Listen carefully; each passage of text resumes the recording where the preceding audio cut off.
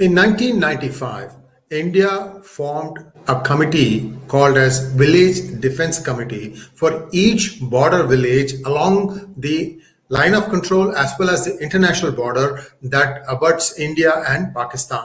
Now, what happened was at that point of time, a set of able-bodied villagers were chosen to form the bulk of the VDCs, and they were armed and they were given freedom to defend themselves. The reason this has now come to the front is because of the recent targeted killings that took place. And India had already rejuvenated this VDCs, now called as VDGG, Village Defense Group Guards, and they will be again rearmed. 1995 it started. In 2002, when the militancy went down, especially after the parliament attack, India did something better, and this kind of militancy went down, and they disbanded it in 2002. Maybe it should have not been disbanded because all their arms were taken away by the police. And now in August of last year, 2022, the Home Minister reconstituted them and called them as VDGG.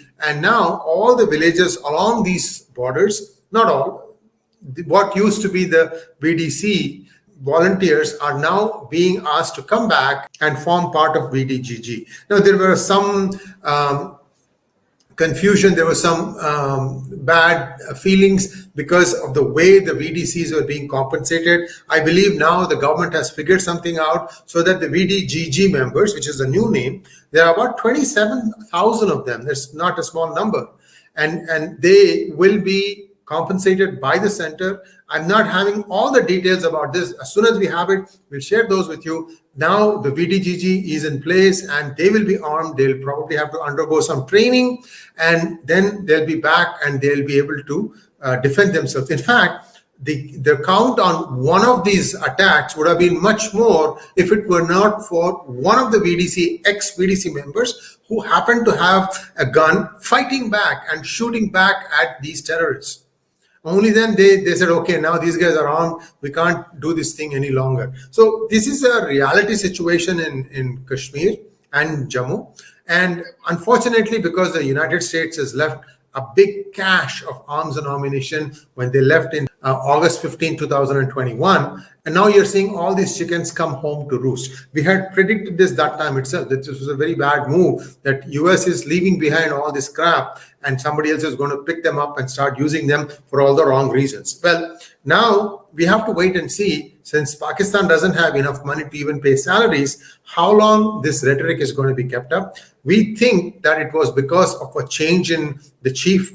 Every time there's a new army chief, they try to flex their muscles and say, look how big I am. And this is the way it manifests itself. I'm sorry to be coarse here, but this is exactly what they do. And let's see how this thing plays out, because what I'm hearing is Pakistan is ever so close to declaring itself as being bankrupt. Why do I say that? IMF has refused to meet its minister.